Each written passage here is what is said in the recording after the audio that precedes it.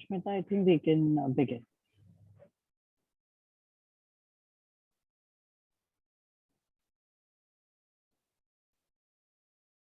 A very good morning to one and all present here. I am Sushmita Mandal, a third-year fashion design student at the Amity School of Fashion Technology. I would like to welcome our esteemed deans, directors, HOIs, and faculty members in attendance, as well as all the students from Amity School of Fashion Technology and the students from other disciplines as well. On behalf of the school, I welcome our guest speaker, Dr. Parama Barai ma'am. We are elated to have you speak to us. I'm happy to greet you all here at the guest lecture on entrepreneurship, product market fit solution, which is organized under the banner of Institutions Innovation Council AUM in collaboration with School of Fashion Technology. Amity University thrives in a lush green setting that encourages competition, innovative thinking, and other positive traits. It offers a setting for learning where pursuing creative endeavors is encouraged in order to advance holistic personality development. The goal of Amity School of Fashion Technology is to create competent and ambitious individuals with a passion for the design, fashion, and textile industries. Students with backgrounds in multiple disciplines can use the programs to enhance their design skills in fresh and creative ways while fusing with them research and practice. Now I request our director, Dr. Bhavna Channa, to say a few words.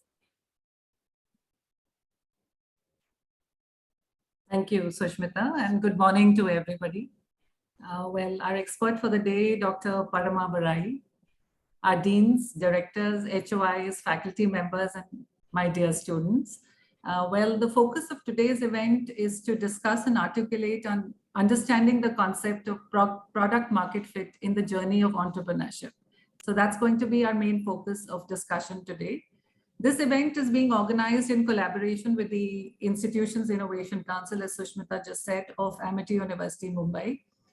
We have been very hearty with the kind of events that we've been doing with the Institutions Innovation Council and have been able to get a very good rating of about 3.5 to 4 stars every year ever since we've started with having events under the banner of the Institutions Innovation Council under the Ministry of HRD. Now, the spirit of IIC is to promote innovation and entrepreneurship culture amongst the students and to be able to provide a supportive ecosystem for the student innovators. In fact, at the School of Fashion Technology also here, our philosophy is almost similar. That is, our philosophy of design thinking also works on being able to enable our students to initiate startups, to think like entrepreneurs and be extremely innovative. And that has also led us to start our own startup called Bespoke, which we have recently registered under the government's Yukti portal. And our own startup also utilizes this, gives an extensive possibility to students to utilize their creativity and their original design ideas and to develop them into contemporary products. Besides this, we can also boast of about 20 startups of our own graduates and the current batches of students that we are currently prevailing with. Now, the primary mandate of today's event is to encourage and nurture young students to work with new ideas and to stimulate entrepreneurship as a future course of occupation.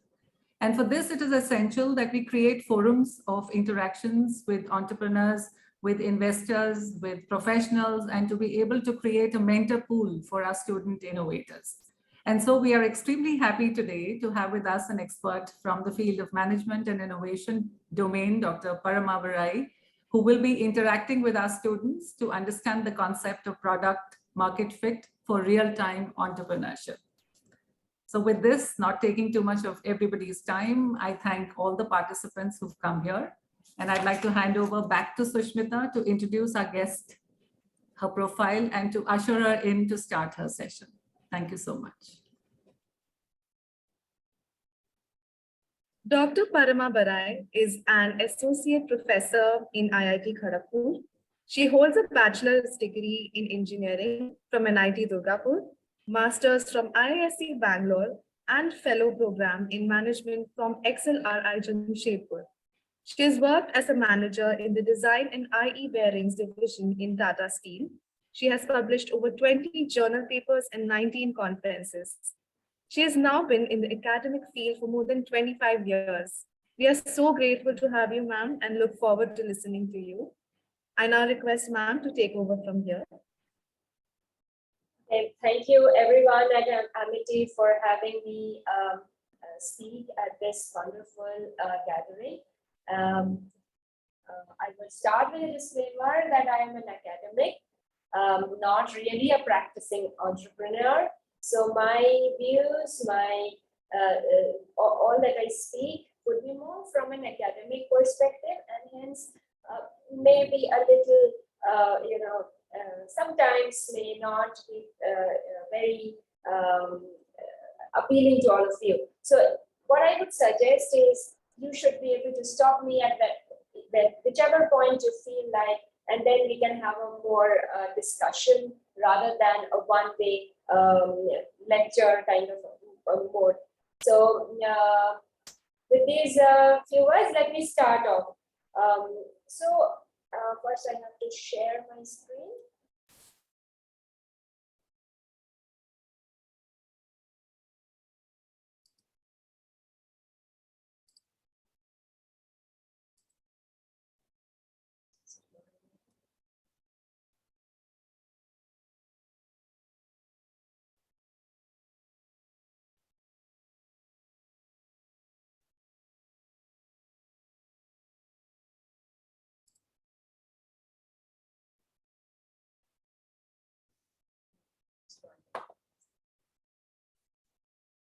Is my screen visible properly?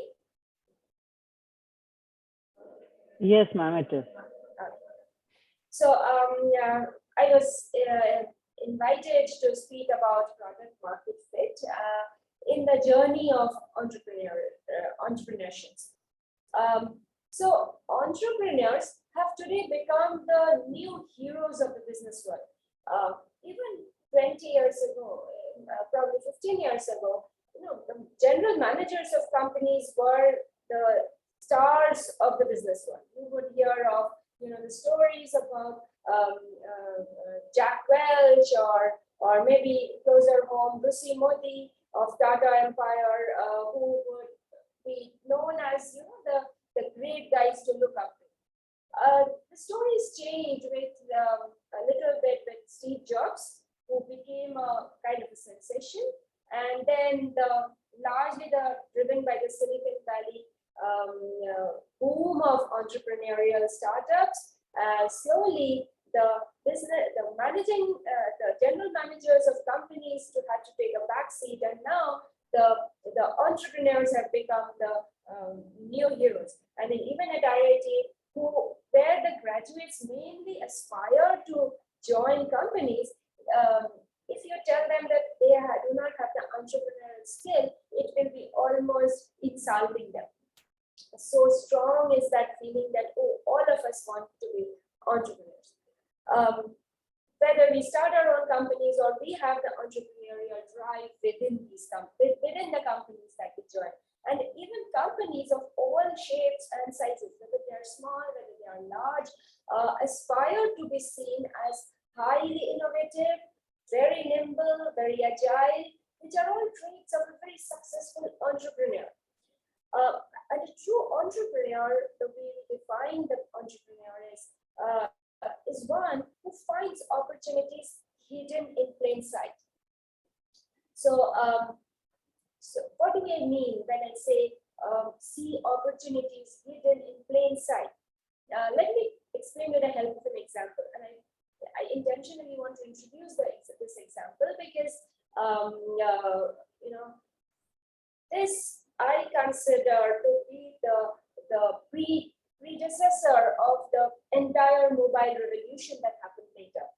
So when we were in college in the mid-1990s, there was this gadget called Walkman, which was brought out by Sony.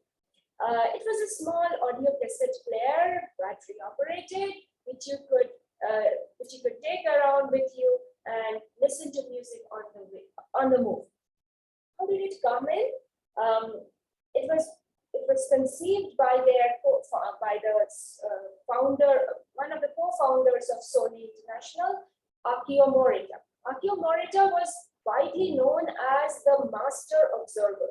So what he did is he noticed how the daily routines of young people were changing. People were going out, suddenly started becoming very health conscious. They were pursuing fitnesses, many leisure activities and all that. And so they were kind of transforming their behavioral routines.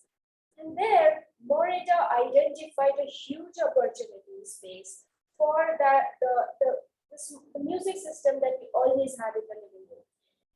And he saw that he kind of thought of a music system that will walk along with young people walking, run along with young people running, drive when they are driving around. So he kind of transformed listening to music to a very everyday passion with that introduction of the Walkman. So he saw an opportunity which was really never imagined by the customers. He found a product market fit. So what is this product market fit? It's a new word. It has been there, but the word itself has been coined in the mid-2000s. And it is said to be the first step in building a successful venture. It means being in a good market with a product that can satisfy that market. The entire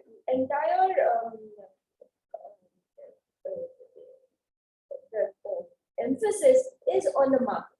So many people interpret this product market fit as basically a market product fit rather, and they look at it as creating a minimum viable product which addresses and satisfies a problem that or a need that exists in the market. So the main focus word here is the market. So it is said that when a great team meets a lousy market, the market wins. So it does not matter whether you have a very good team or a very bad team, because when a lousy team meets a great market, again, the market wins. So it would seem as if we have got nothing to do here. It's a market that's winning all the time. The work of that entrepreneur is to identify that opportunity. What we say, identifying the opportunity which is hidden in plain sight. It's there, we have to be able to see it. So entrepreneurs basically start a business venture based on an idea that they think is the next big thing. So they expect what is known as the hockey stick growth. Very quick, high growth in customers, high growth in profits in a very short amount of time. However, what has been seen is many startups, especially software startup companies, do not succeed because they waste a lot of time and money building a wrong product before realizing that the product should have been a little different. In fact, research has shown that more than 98% of the product ideas fail. And this failure, failure has been given a name called a chasm. And in a book, I mean, this is a book by Geoffrey Moore, which is about crossing the chasm. And so it's called an entrepreneurial chasm. One of the leading reasons that has been ascribed to this chasm being there is the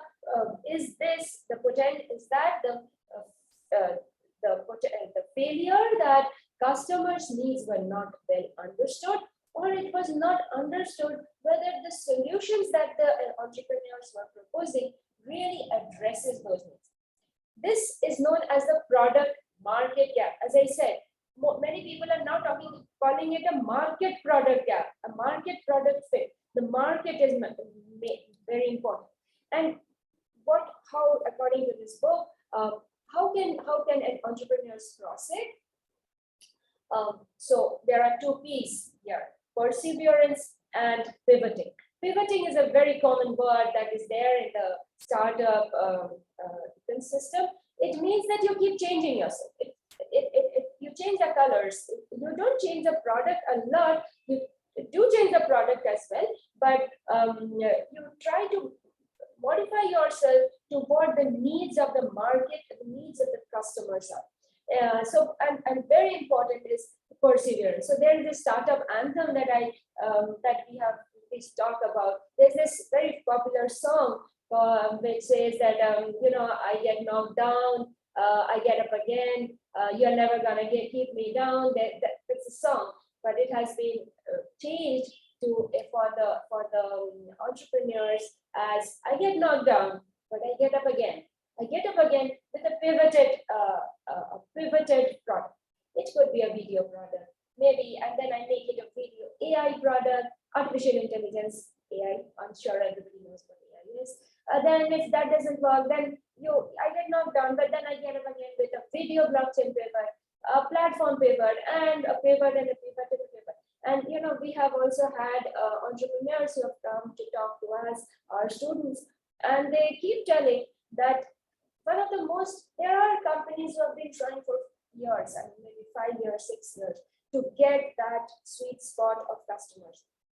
The idea is that you persevere. You get knocked down, you get up again, but you keep changing till you can identify what is that the customers are looking for.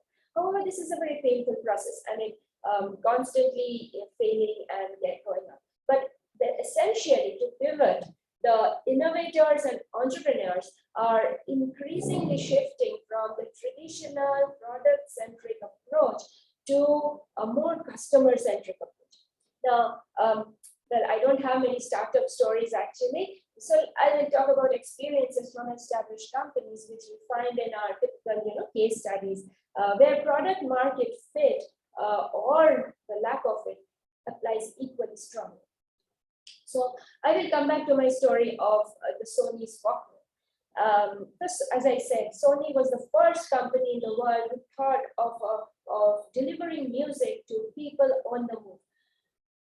That was in 1990s. Cut to 2005, 2006. The iPod was all over the markets, and they had taken the markets by storm.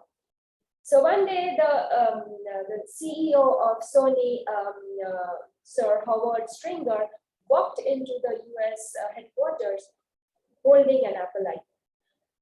Everybody was shocked. Apple was a competitor of Sony, and how can the Sony CEO use an Apple product? The message that was being conveyed by that act of the CEO was that Sony, who had been a market leader, market innovator for a long time, had become so process-oriented that it had lost its ability to look at what customers may want. If you know Steve Jobs kept saying that, I don't care what customers want. I create products which customers will want. And that has been told by many entrepreneurs for a long period.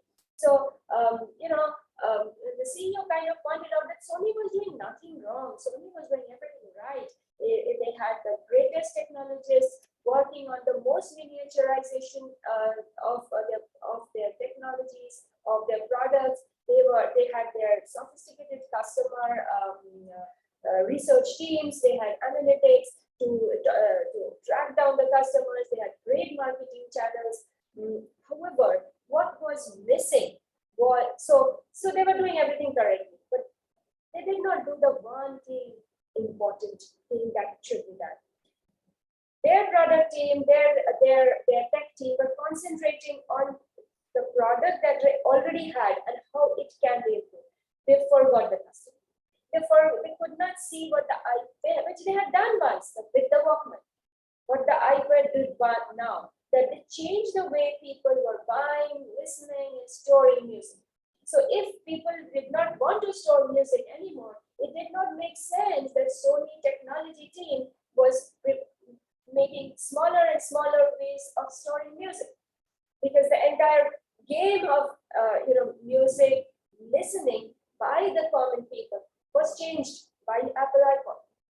So Sony that way gives a very good example of how a highly successful company builds up processes, structures, systems, and all that to remain successful, but loses out on that one very important thing, which is about the customer connect.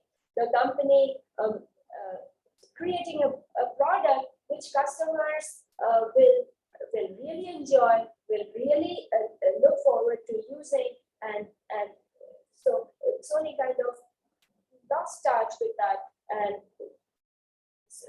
they could not give the customers with something which the customers will say, what were we doing before this, before we started using it?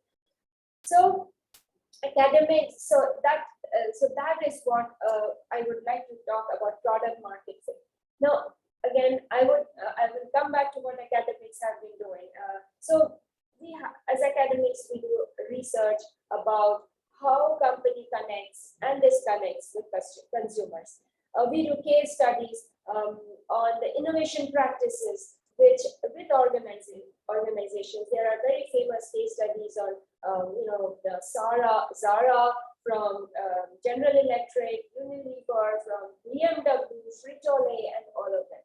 So all these case studies kind of show us that there's a common theme that emerges from all of this research.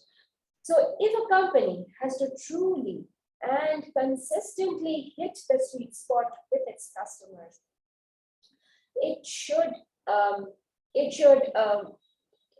wishes to get that hockey stick kind of a growth, they should first temporarily forget and let us, first of all, they should try to understand what people's behavior is. They should forget their own competitive advantage. They should forget what is their current business, their strategies, their products, their brands. And they should basically observe how people, and not just current customers and potential customers, but general people go about their daily work and daily routines. What academics say is that companies must try to understand the behavior of the people in a socio-economic, cultural context, and develop a very kind of a deep conviction of the changing outer world.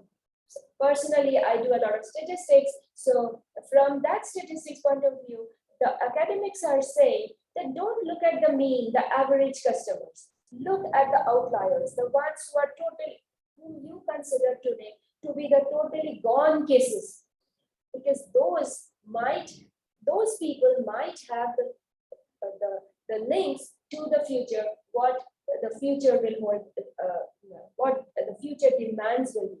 So typically in statistics or in any data analytics that we do, we kind of concentrate on this mean, what most people are doing, what our customers are doing. The current viewpoint of research is that forget the mean, look at the outliers, and they may give you an indication of how people's behavior may change and how they may get, the ecosystem might get affected by that change. Second, they say, and this is important, that a company builds up a competitive advantage over time. Academics are now saying, forget your competitive advantage. Go beyond the perimeter, the boundaries of your products, go beyond your competencies, go beyond the markets you're serving. Let go of the practices, the golden rules that you have decided that should be the way of doing business. Let go of all of it. And go beyond what even your consumers have told you all these days. Only there you will be able to conceive of a very entirely new opportunities, which we are calling the product market fit. You have already developed products which have fit the market till now. The market is going to evolve, the market is going to change, and you must have the processes, the systems, which is not based on your current competitive advantage, but you have to build new competitive advantages by observing customers, by the market, not your customers, sorry, but the people in general who are not even your customers. One thing that, so just a small example comes to my mind is, if you look at TikTok, TikTok did not give anything beyond what Instagram was already offering.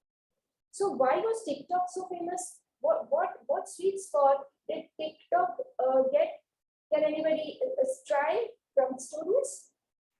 What was the unique selling point that TikTok gave, which was not available through, say, Facebook or even YouTube, or you could even you could do videos and upload it on YouTube. So what benefit would TikTok have given to people that was not there already in Instagram, let's say?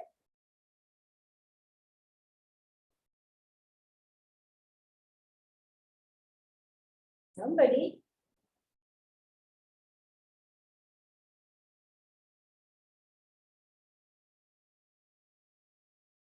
Okay, think about that.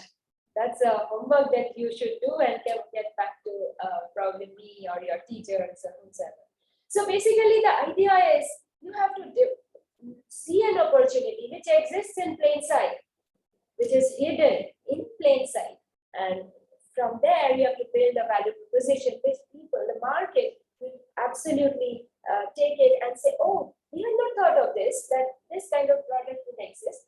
That is product market fit. That actually what, as I said, the word is getting reverted now. It's a market product fit. You don't see your product first. You see the market first and fit your product to create a product that will fit that market. So, what I'm saying that, and finally, you see the product from the outside. What others will see, would like to get out of your product. So not simply how my product can satisfy customer needs. That is seeing the product from inside out. You're looking out and from the window and seeing how much can my product benefit the customers. Rather, you look from outside as to what value is my product giving to the customers. As you know, today for example, the mobile phone that we all carry has very high utility as a phone, but the utility of the phone is diminishing. Somebody thought that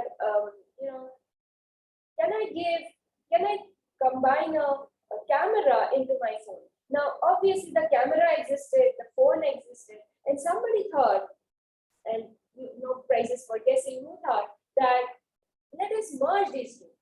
The people will derive greater benefit, because otherwise, when I see a very beautiful tree, I may not be carrying my camera, but I will definitely be carrying my phone. And that was a very wonderful way to see the product from the outside as to what the people are needing and how can my product deliver a value to the people.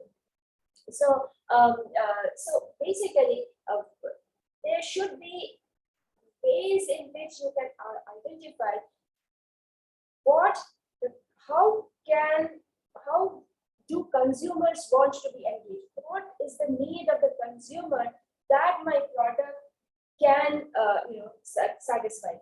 It's just not really need-based. Maybe the consumers don't even know that need exists, which is famously told by Steve Jobs, but that has been practiced all the time. And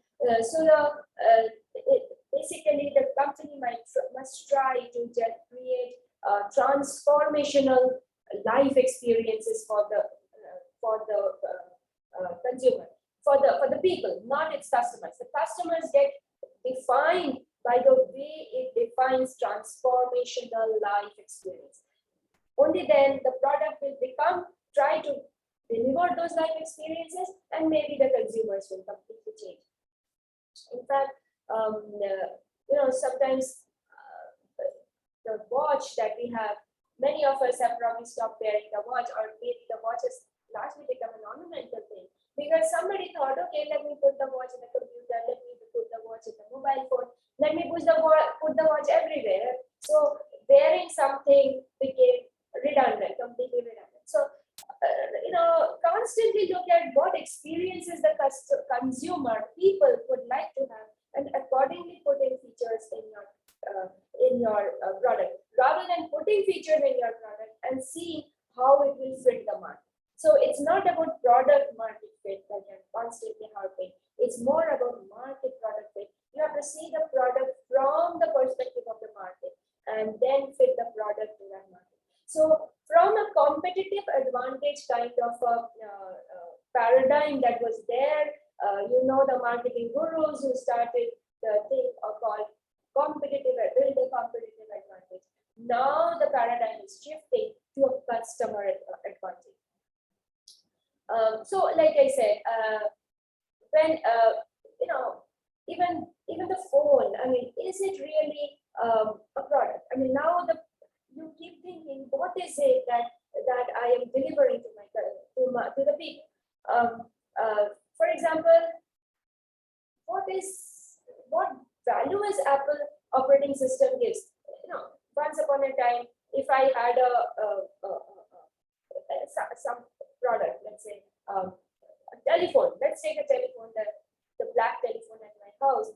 To us, it was very utilitarian. We hadn't bothered about it. Somewhere down the line, looks became very important. Somebody made looks of the phone very important. But is it the looks of the phone that you value? What do you value? The operating system of the Apple iPhones. What you value is the experience that the softwares embedded in the phone give to you. So that is what I mean by customer advantage. You have to know what are the experiences that the customer would want to have, and accordingly tweak the product. So basically, what you must see is the opportunity that you have with your customer has nothing to do with improving the own feature or to solve a daily need or fulfilling some task or say want of listening to music. That need had been fulfilled by Walkman. It's just not about that.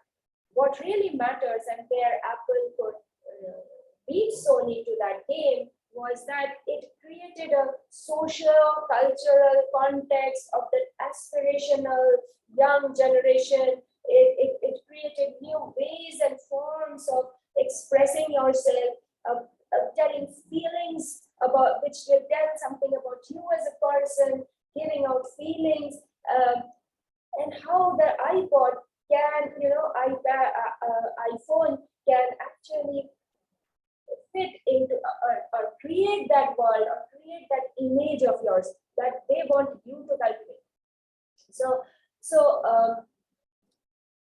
So product management is the process by which a product comes to life, and the process by which it achieves and maintains success.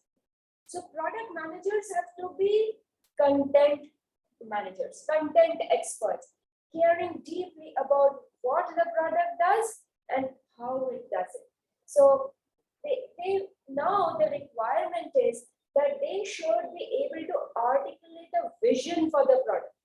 That vision is about the people and the market. That vision is not what my phone can do. This vision is what the people want to do and what the market wants to achieve.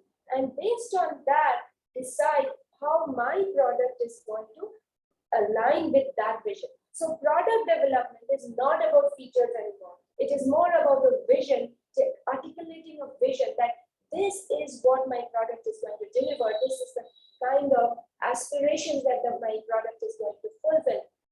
And so it is, it takes kind of a macro view of, it kind of takes a macro view of the world. Definitely, it is contextual to society, it is contextual to culture, it is hence contextual to the geography. So there is no one size fits all strategy here. So there will be different strategies, probably a little bit tweaked product for every market that you are going to service, because the aspirations of the people, the requirements of the market will be quite different in different corners of the world. So the fit between the product, the person, and the market will depend on the emotions that are evoked by the experience of the product. So the features, the functionalities are not very important anymore. It is the emotions that are evoked. So when Facebook created this product, it catered to a need of people to connect with each other. So based on that need, it developed the features that it requires. So this product, market, person fit generally takes a macro view of the world and prepares you to fit the details and the tactics accordingly. So it is about desires of the people and what even they have not thought of, but they keep on expecting it. One example that comes to my mind is that of Netflix.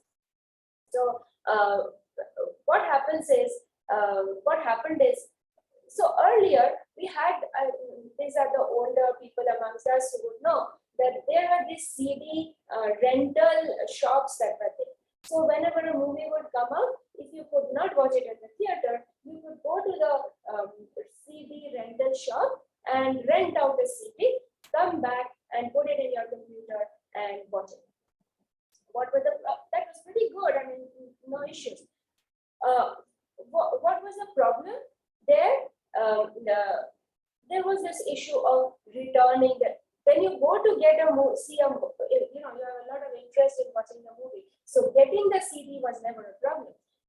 Returning it was a chore. I mean, people were okay. We will return it today. We'll return it tomorrow. So Netflix saw that as a opportunity that people want to watch movies, but by getting that CD wasn't a big chore. The returning it, the associated late fees with it would become a chore. And there they saw this opportunity that let us. So all the ingredients behind Netflix were already there. There was already the movie repositories were there. You saw there were online. There was some the list of the movies were there. So all that they did is to connect the dots and come up with a product which people just loved. Nobody had thought, gosh, I had such a product. They really didn't.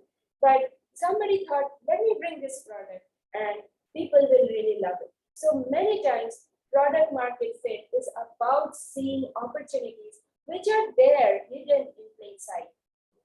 So, so therefore, you need an ability to retain an unbiased perspective as you immerse into people's consumption and use behaviors.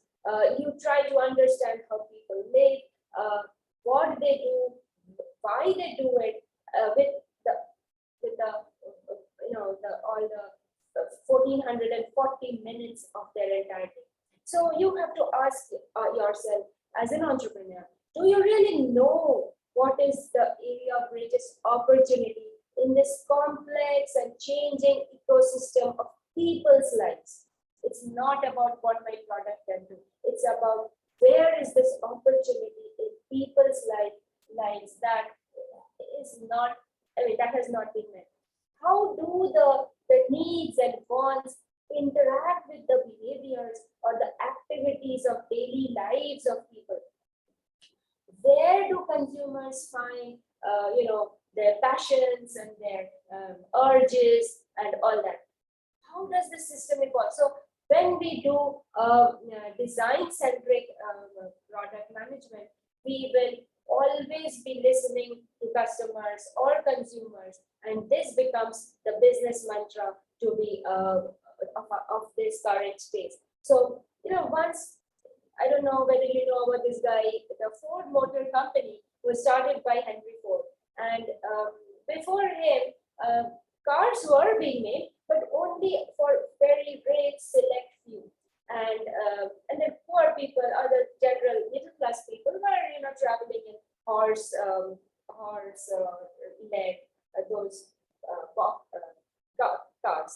So Henry Ford, they kind of revolutionized the car making so that it becomes the process becomes standardized, and they could reduce the cost, and it could be made available to the common people. Now, in those days, that was supposed to be a revolutionary idea. And Henry Ford Henry Ford has many comments which are very, very thought-provoking. One of his comments was, at my point, if I asked and it's true at that point of time, if I had asked my customers, the people around me, what do you want? They would have said that they want a faster horse. Who would think in those times that the car that was used for very rich and took months to build could be made available to common people? So many times it's not about asking customers, it's about observing what customer people do in their daily lives and how they don't. Sometimes they don't even complain with how they go about their daily lives. But if you can make a difference, then that will be a product market fit.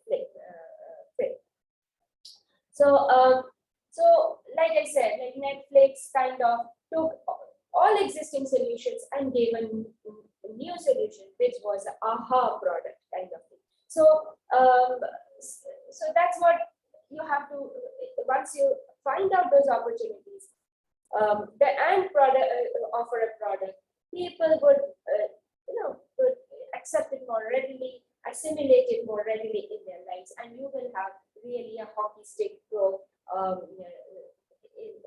with your startup. So successful startups are always riding the wave on something.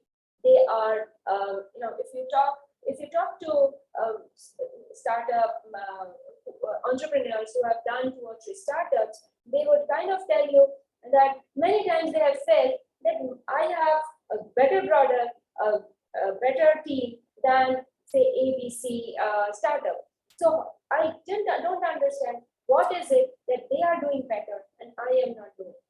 So over time, with experience, they get to understand that every startup which is getting that growth is riding the market rate and not any product rate. So you cannot build a better product than what is existing and expect a very high growth. You have to build a transformation, a product that transforms the lives of people or the experiences of people. But of course, we need to get our product out first. I mean, to be very practical, we cannot only wait for the opportunity. We have identified as entrepreneurs one need, which need to get our out products out first, and only then we will get to know whether the market is accepting it or not. So many of the entrepreneurs start out by saying, yes, this is my next big thing.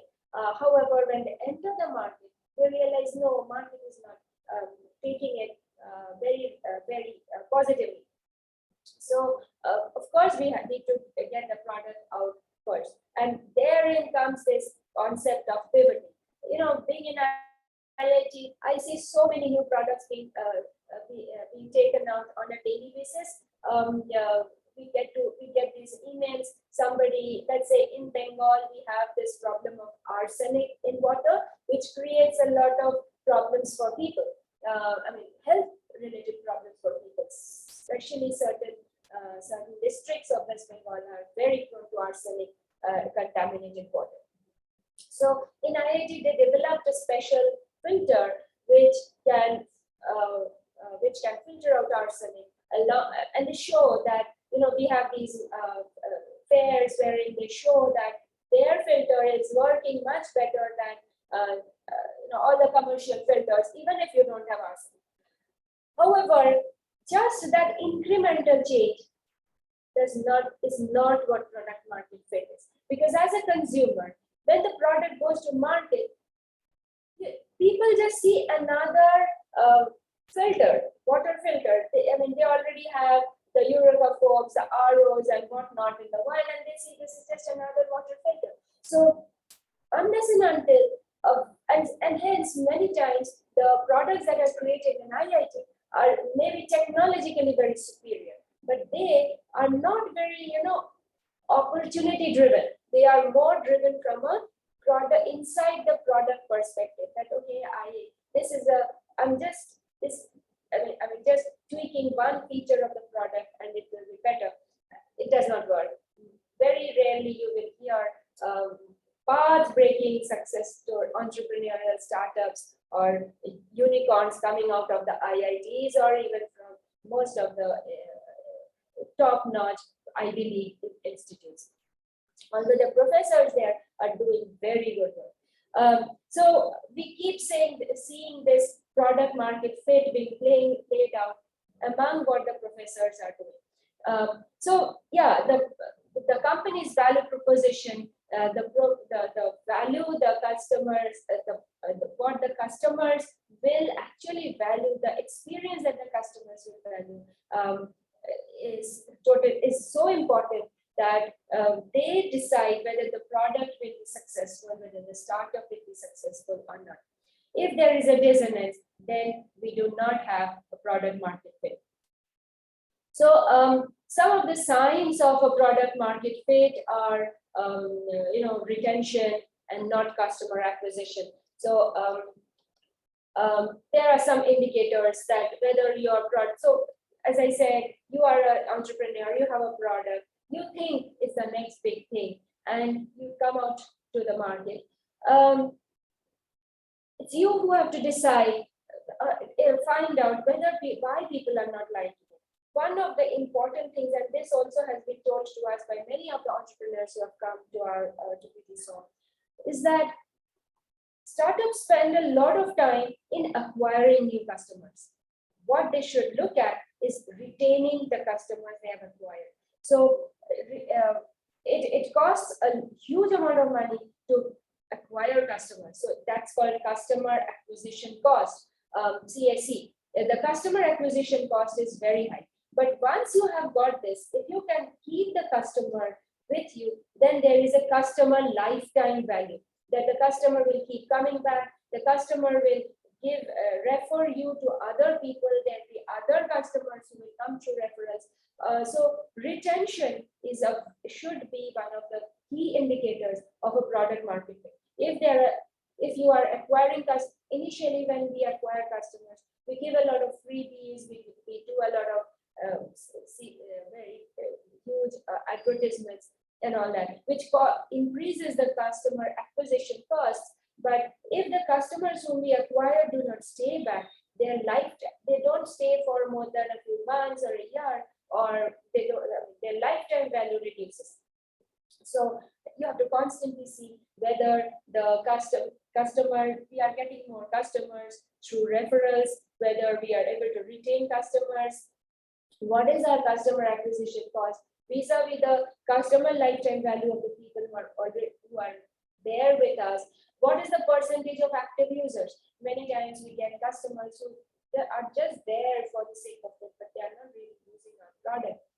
And of course, there's a concept called churn, which is also about customers leaving your product or your business. And so that is, the churn should be as less as possible. These are quantitative indicators of a product market fit.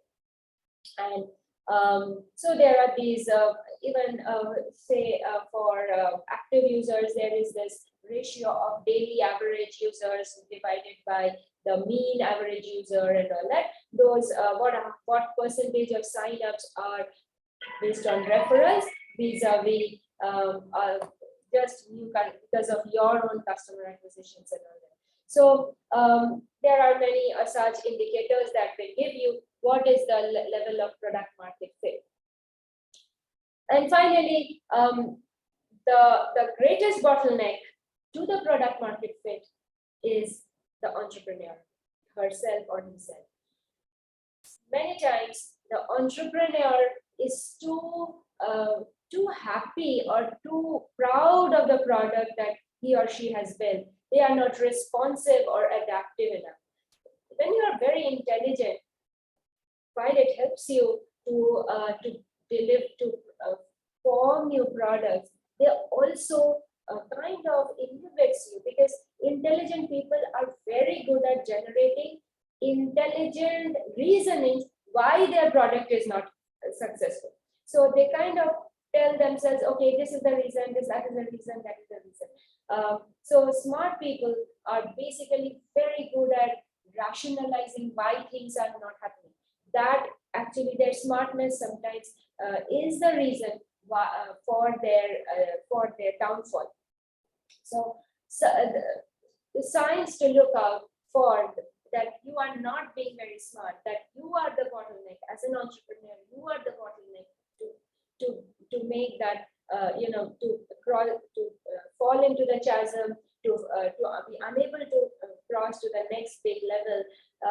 Some of the signs are you have a great solution, but when you are asked to articulate a customer experience or a value proposition, what we call a customer experience that will be a life-changing customer experience that will be satisfied with this, you cannot articulate that.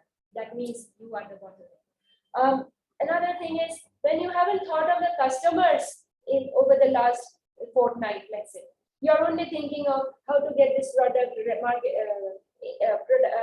executed, how to get it market ready, how to where to get the funds from. If that is your only thought, then you as an entrepreneur is the bottleneck to the product market.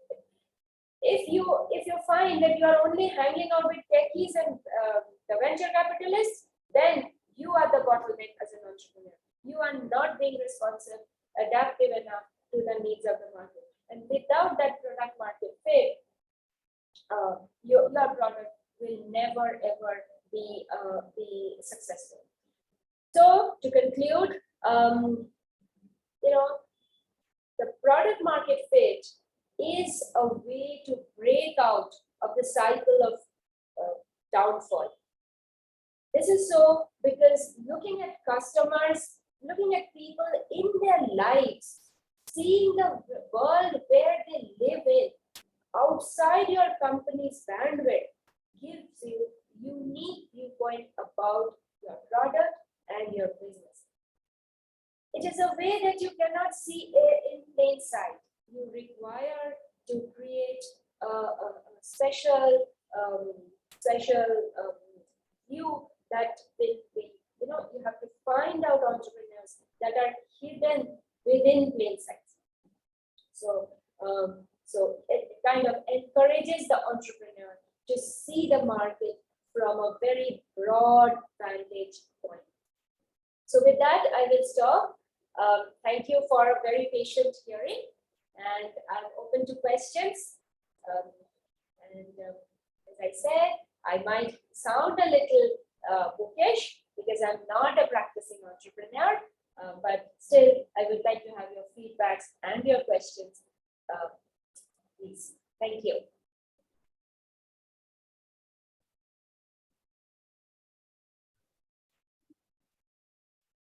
Please feel free to ask the questions you have. You may mute your mic and interact with ma'am.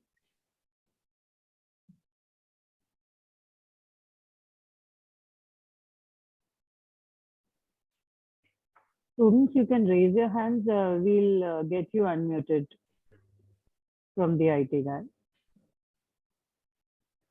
So you can also put your questions in the chat box.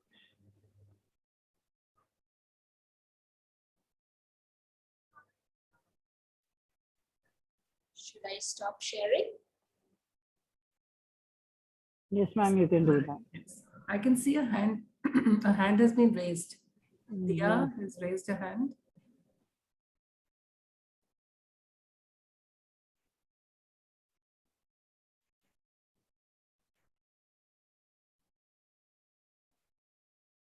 Did you ever feel like being an entrepreneur too? Sorry, can you be louder? Mom, did you ever feel like being an entrepreneur too? Did I ever feel like going entrepreneurial? Is that your No, ma'am. question? Feel like being an entrepreneur too. Okay.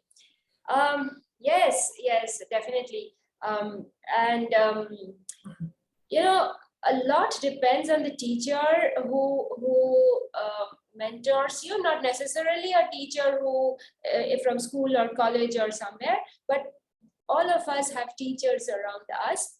And yes, so I have a mentor, you can say, who also happens to be my teacher at XLRI. Yeah, he kind of generated that feeling. So when we were studying entrepreneurship under him, he made us really feel that yes, we should do something to to first to observe people and identify a market niche. So during that process, I think yes, many of us, almost all, in the entire class, felt like we should do something entrepreneurial. That I would give credit more to my teacher. We always so let me give you an example. Being entrepreneurial is a passion. So there is this research wherein it's basically a research paper which was conducted over 20 years of time. So it was what we call a longitudinal study. Some 4,000 people were interviewed as they were going through colleges, and they were asked the question that you're asking me: do you feel like going entrepreneurial anytime in your lives? And some people said yes, we are. I mean, most people said yes, we want to go entrepreneurial, but some people said we want to go entrepreneurial right now, and some people said that yeah, I first want to go into the job market, earn some money, get some social security, and then once I am socially secure, economically secure, then I will start my entrepreneurial journey. And what was found was after 10 years or 12 years, so let me give a kind of numbers that are there. So around 4,000 people were interviewed during this time. And about 200 people said they want to go want to start their entrepreneurship right now. They don't want to go for, it's the passion. So some years down the line, say 12, 15 years later down the line, out of those 200, nearly 180 were very successful entrepreneurs. Whereas out of those, the remaining, 3,800 people, only 2 or 3 were successful entrepreneurs. So the question, I guess, should not be whether we think we want to be entrepreneurs as a couch dream, but rather whether we are ready to give up everything and become entrepreneurs now, because that will make the difference. Thank you, ma'am.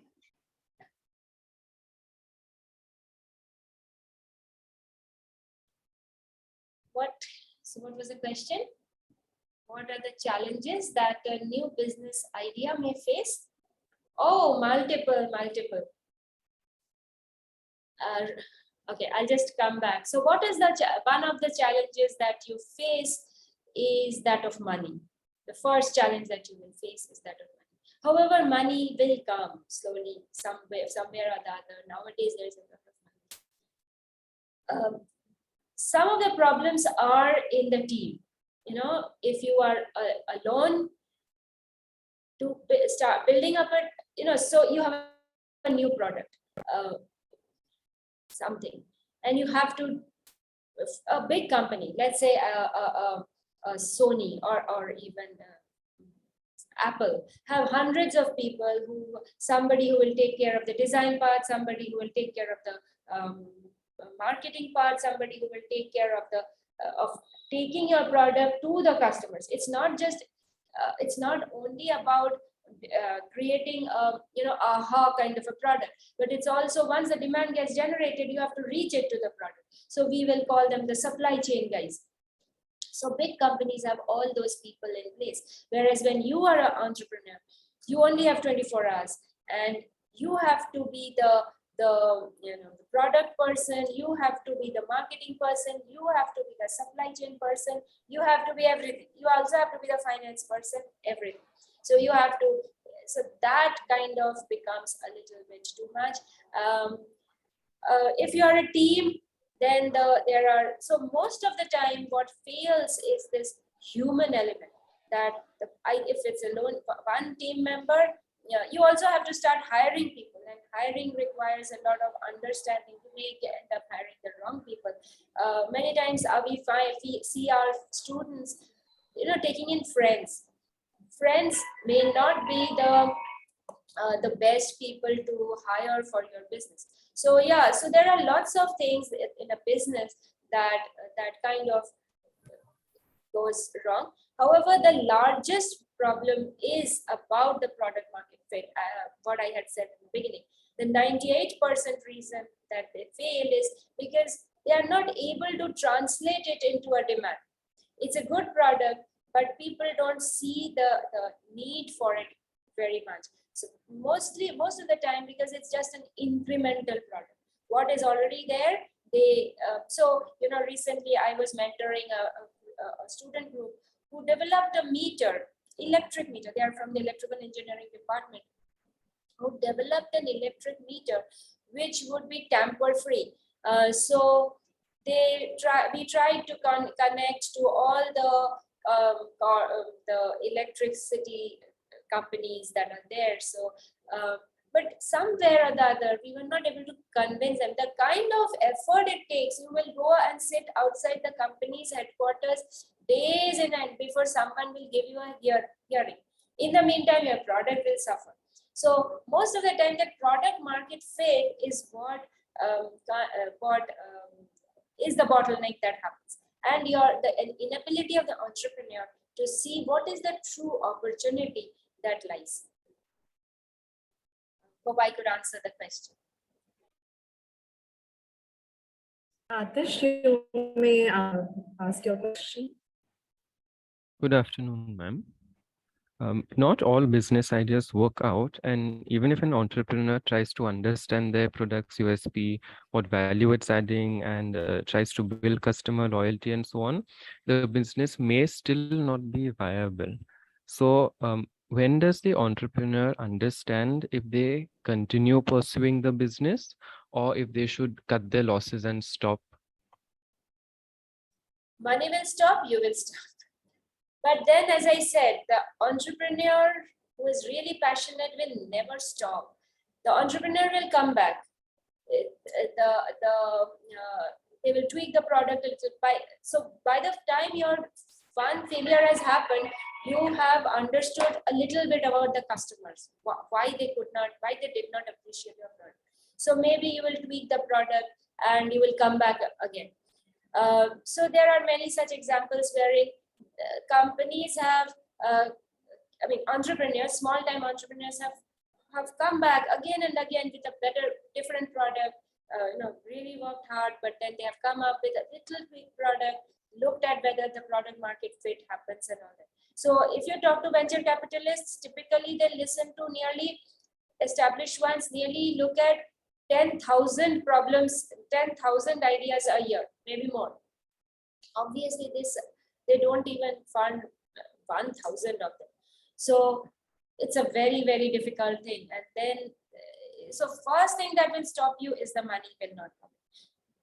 Then you will tweak it. If you are really passionate about it, you will tweak the product and you will see whether now it, there is a lot of demand for a failed entrepreneur in a company nowadays. If you have taken a break. Even IIT gives education entrepreneurial breaks from studies. So if the student has started an entrepreneurial journey, he takes off from the studies. This is a 4-year BTech. After 3rd year, maybe he goes away. 2 years later, he comes back. IIT allows him to restart restart and finish his BTech. So the idea is that a failed entrepreneur also learns a lot from the mistakes. So, and if you are really passionate, you will again spring back. You will take a break, retrofit your product, and again spring back with the knowledge, with the experience that you've gained from your failure. Thank you, ma'am. Shagun, you may ask your question. Hello, good afternoon, ma'am. Am I audible? Yes, Shagun, please go ahead. Ma'am, this is Shagun, and I'm currently in the 2nd semester fashion designing, and we are starting to have assignments where we have to design a product. So, ma'am, is there a situation where you have no customer data and you have to make decisions on that? Is there any situation? And how to handle that situation where you don't have any customer data? See, if this had a direct, that's the difference between a maths problem and these kinds of problems. They are very, very open-ended. There's no solution. So in maths, if I ask you what is 2 plus 2, you will only give 4. Here, there is no 2, there is no plus, there is no nothing. Yeah. So it's as I said, that's why that I can only, as academics, we only give prescriptions. We have not tried them in real life. However, what we see through all the case studies that we do is the successful ones just go out and observe what is the problem. Like you said, design. I know of so many new design, so many people coming up with new products. All right. I think from different kinds of fibers, natural fibers that are there. There is also something called non-wovens and all that. So unless and until you give a value proposition that if I am happy with a cotton dress and you are not giving me something drastically different experience, then maybe we are not looking at just the product innovation may not work. So one of the prescriptions that our case studies is telling is go out and observe. Go out, suppose if you are wanting to design a dress for the elderly people, see what are their problems, and then accordingly create a design. And to do that, you have to stay with them. You forget any notions of design that you have been taught. You just go and stay with them for maybe say 2 weeks to understand what their problems are, and then continuously think what kind of a design will help them. To be very honest, just to give this elderly example, I have a father who is say 90 years old at home, and he has an abstinence problem. That is, he can't. I hope you understand. So, can you create a design that will help him to? And he feels very. He is the one who feels ashamed of himself because he is able to. He has this abstinence problem. So, can you create a design which will give him the dignity to go out for a long walk without getting ashamed? So those are needs that if you stay with them. So if you are designing for a certain set of people, go out with them and see what they need, and then maybe come out with a design, rather than sitting in your office and trying to think what your customers will need. That cannot happen. That will not work. That is not what product market fit talks about. Does this answer your question? Thank you so much.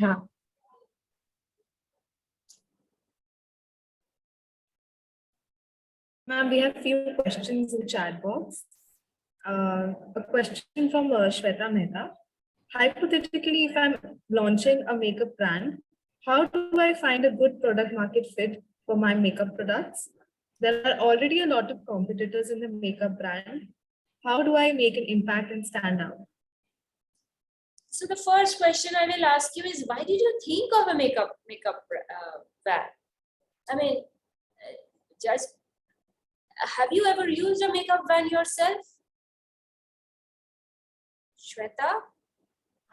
Yes, ma'am. I thought of a makeup brand because I'm very passionate about makeup and I really like using makeup. So that's the first thing that came in my mind. Yeah.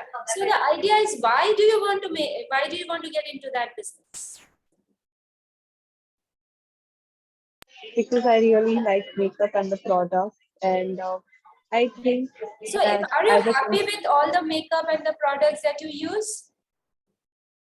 yes, ma'am, but I think as a consumer, I would like more innovation to be a part of the industry. Yes, what? Innovation, I mean, innovation is fine. Innovation will come, but to do what?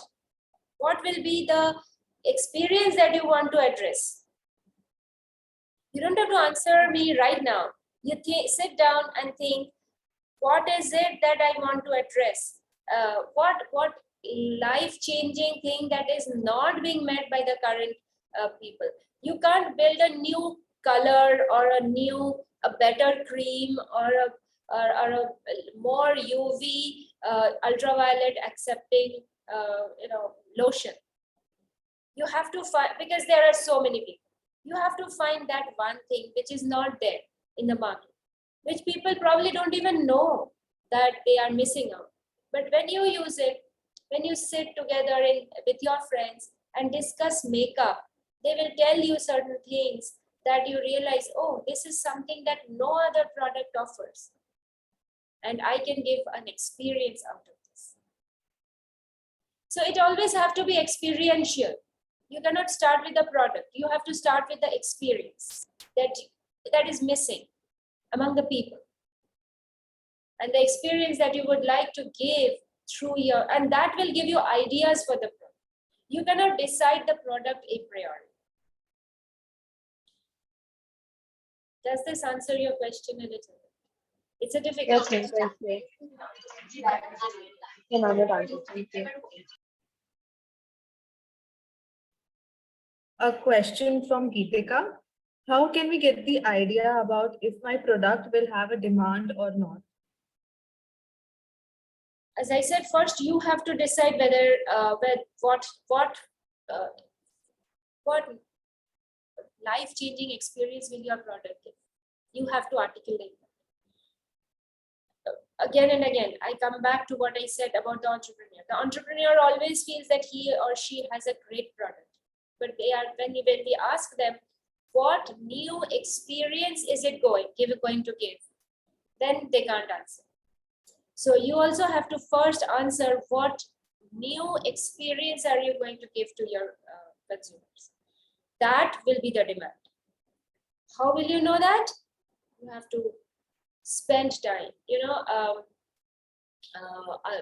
We have in research something called ethnographic study, wherein we stay with those people and we try to understand what are their pain points and what are their problems. So unless and until you understand experiences that need to be fulfilled, you cannot decide on the product first. Deciding on a product first and then trying to fit a market for it is harakiri. You'll just get killed.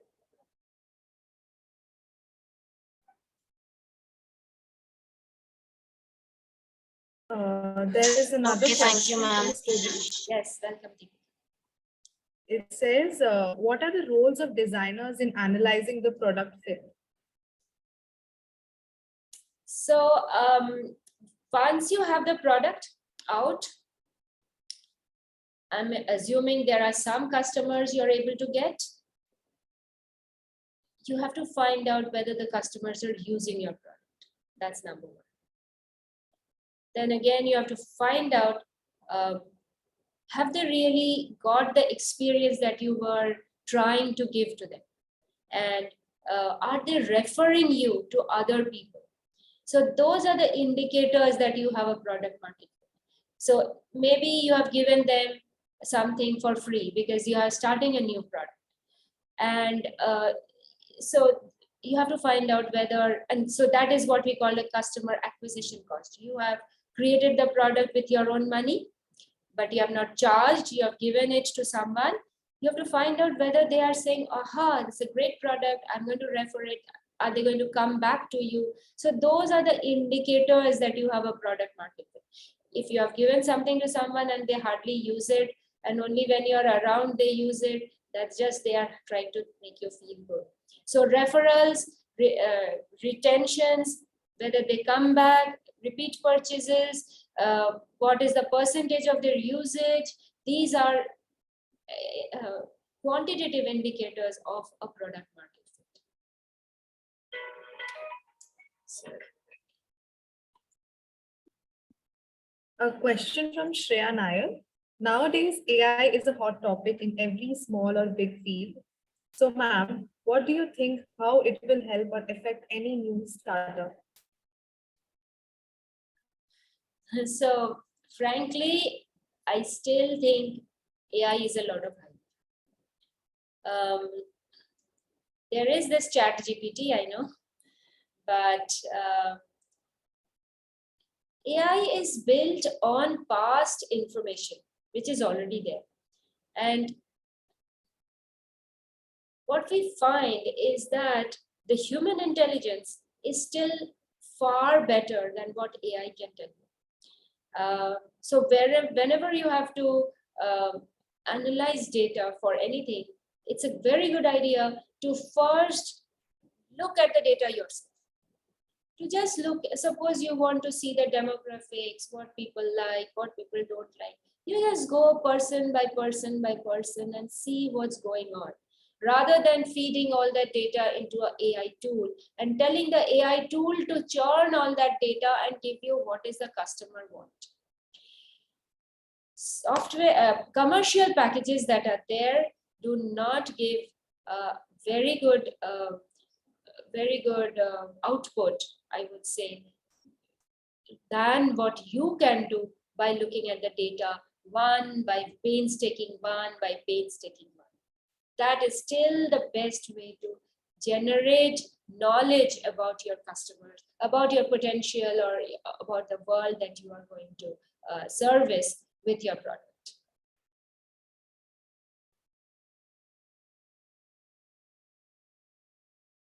So the next question is by Disha.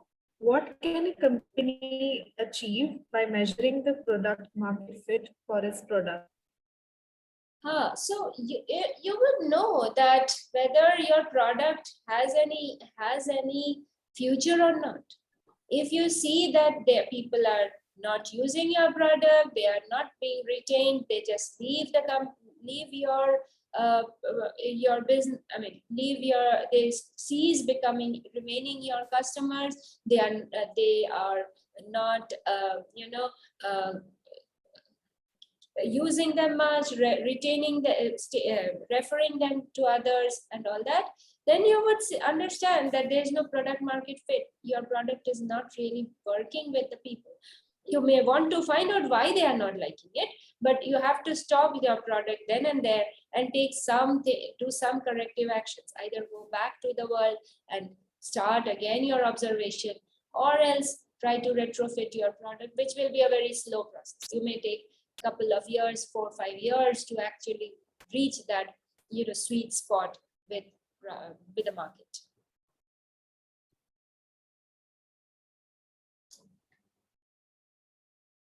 So the next question is by Prithvi Raj. Where can I go to learn more about entrepreneurship? Would you also suggest some pro bono avenues? So I'm sure your college itself has some entrepreneurship-based courses. One of the best places to learn about entrepreneurships is to take up internships in startups. Nowadays, many startups will welcome you with open arms. And the benefit of working with startups is that you get to know the entire works, the marketing part, the product parts, the supply chain part, that is reaching the products to your customers, the HR, manpower planning part, and all the things that go into the administration of a product. So if you want to get a first-hand information, first-hand knowledge about entrepreneurship, one is to go through a course, maybe through a Coursera or other course, or some courses at your own university, and an experiential learning by joining a startup for an internship. I think that would be the best means to learn about entrepreneurship. So the next question is, what advice would you give to someone just starting their own business? How to deal with fear and doubt while making this decision? If you are fearful, if you are doubtful, I don't think, because I was also in the same boat, and I'm still in the same boat, that I'm fearful and I'm doubtful about myself. If that is the case, then I don't think we have the entrepreneurial thing inside us. The entrepreneur thrives in uncertainty. There is this, this picture that an entrepreneur just jumps from a cliff and kind of builds the wings to prevent it from falling. And it doesn't happen once, maybe in the second, third, fifth attempts. The idea is the entrepreneurial drive is very important. And if we have doubts about ourselves, then we are not yet ready for the entrepreneurial journey, I'm afraid.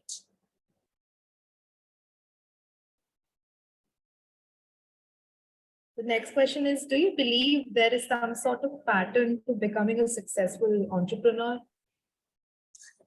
The pattern is only that much, that you have to look from the outside, look at experiences that are not being, that are not there. But if it comes, people would really love it. So you have to see, you have to probably spend some time with the people, and as I said, see an opportunity which is hiding in plain sight. There would be so many opportunities that people have found and tried to meet. So there is no prescriptive solution for that. It's just, entrepreneurs do have a lot of luck. There is a lot of luck factor as well, I would not say no. But the first thing is that you have to have the courage to jump through a cliff. If you say I'm frightened, then it won't happen. And there is no sure-shot way to find out what is the best product. You have to go to the market, understand what kind of aspirations might come up, and then try to fit a product to it.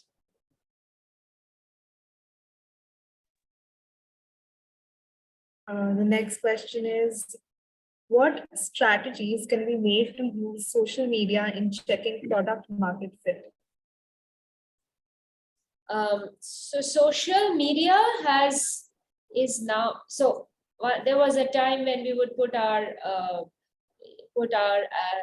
ads up into a magazine or a newspaper.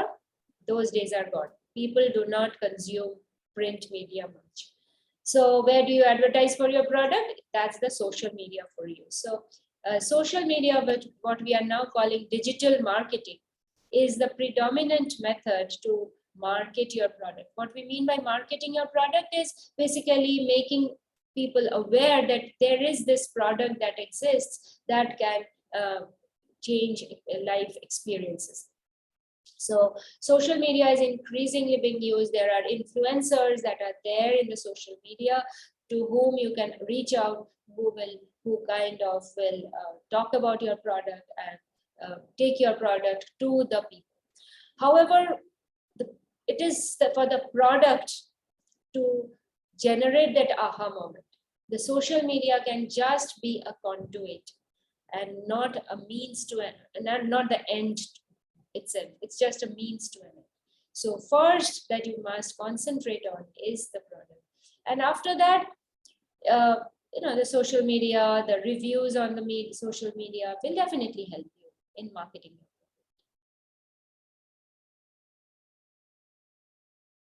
And the next question is, how much time of research is required to know that the product is fit for the market?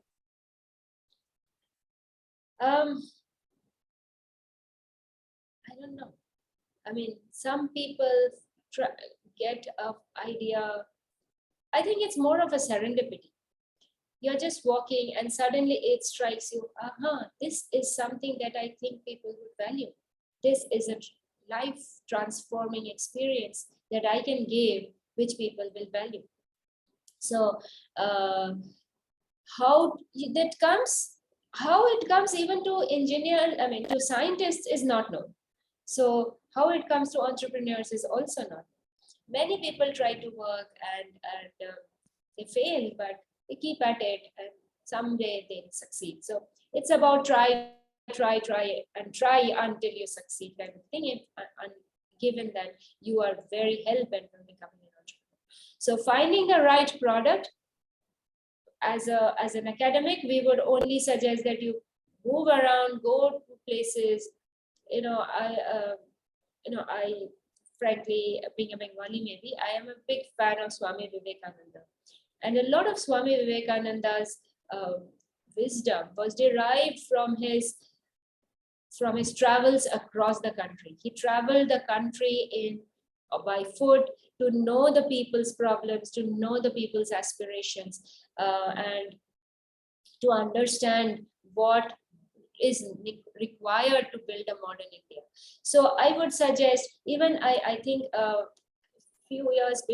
couple of years before the pandemic, 2 of our students traveled in the train, in the unreserved compartments of the train, and traveled across the country for a few months. Today they are very good, documentary makers. They have had such beautiful stories they have developed, that people are buying their documentaries left, right, and center, and they are making a lot of good money.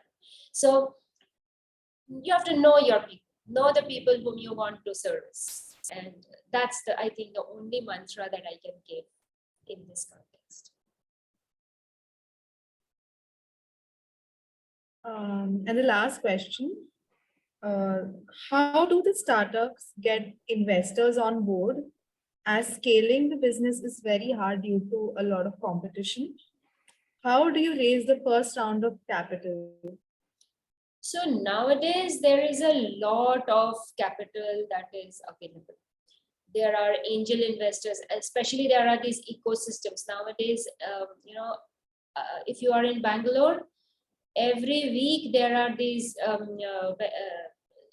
pitching events every week, and not just 1 or 2, but probably in 10s and 20s. There are different places that you can pitch, and you are getting venture capitalists. But not really venture capitalists, but angel investors. There are many high net worth individuals who want to invest in these. They will give you maybe 10 lakh rupees, 15 lakh rupees, so that you can start something. So money nowadays is not really a bottleneck. If you are in the right place, and you being in Mumbai, there is this very big Mumbai angel investors network, and they have a lot of money to invest in. There are a lot of high net worth individuals in Mumbai who are very, very eagerly looking for a very good project. But yes, again, to them, you have to pitch and you have to convey what will be your aha product. That is very important. Hope that answers the question. Thank you so much, ma'am. It was fun answering the questions. I don't know whether I could satisfy all the questions, but yeah, the questions were wonderful.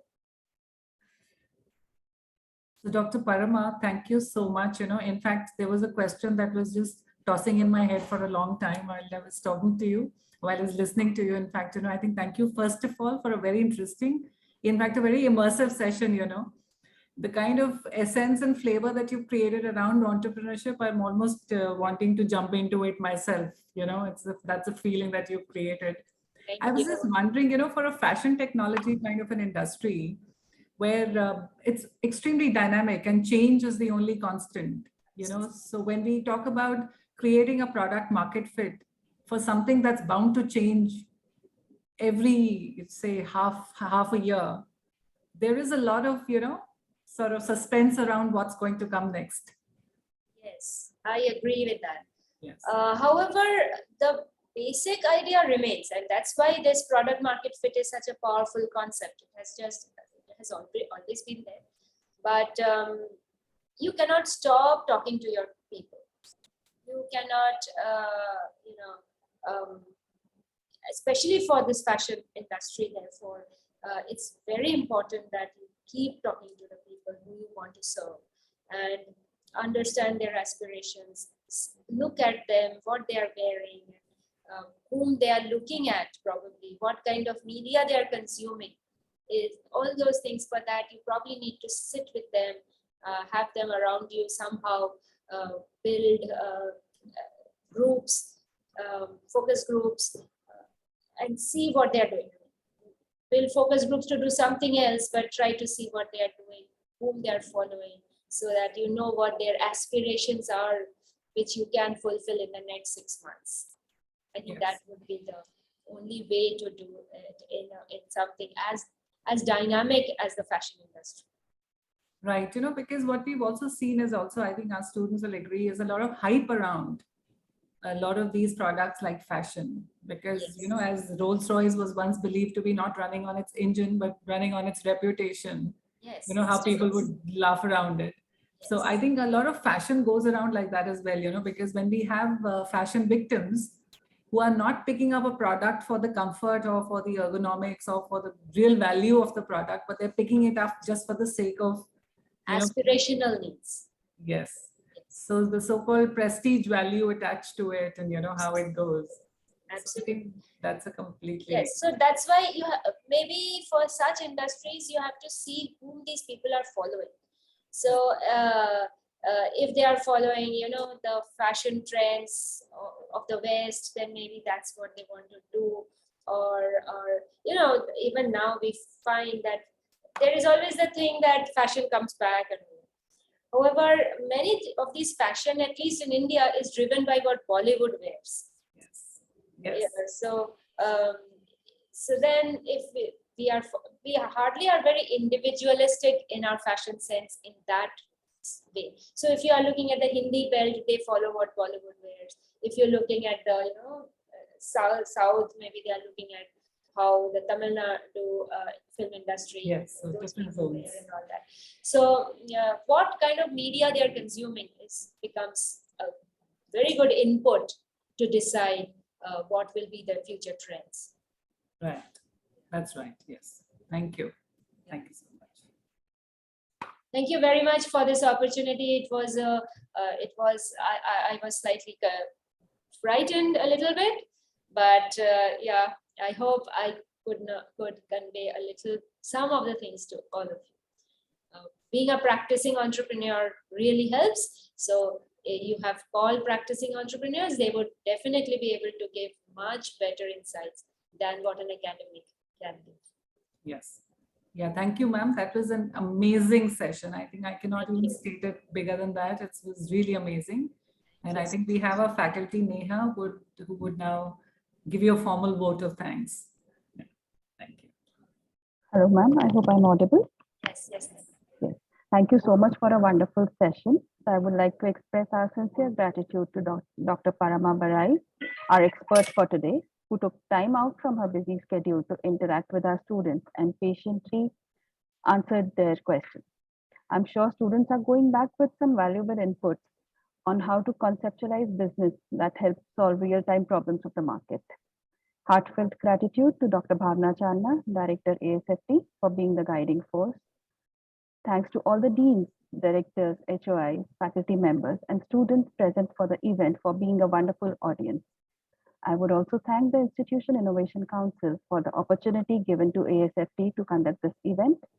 And last but not the least, I would like to thank the IT support for enabling the conduct of the event. Thank you so much, everyone, for being present. Thank you so much, Dr. Parama, again, for the wonderful session. And with that, I would like to wish you all a very good day ahead. Thank you. Thank you. Thank you so much, Dr. Parama. We look forward to more interaction with you. Sure. Thank you. Can we request students to just open their cameras so we can have a group picture, ma'am? May I leave? Yes. Ma'am, Ma'am, 1 second. we'll try a group picture. Okay. So students, whoever can put their camera on, so please do that so that we can have a group picture. So I think so. I'm taking 1, 2, and 3. Okay, I think so. Atisha has put the camera on. Yes. Thank you, ma'am. Thank you. Thank you. Thank you so much. Thank you. Can I leave now? Yes, ma'am, you can leave. Thank you. Thank you.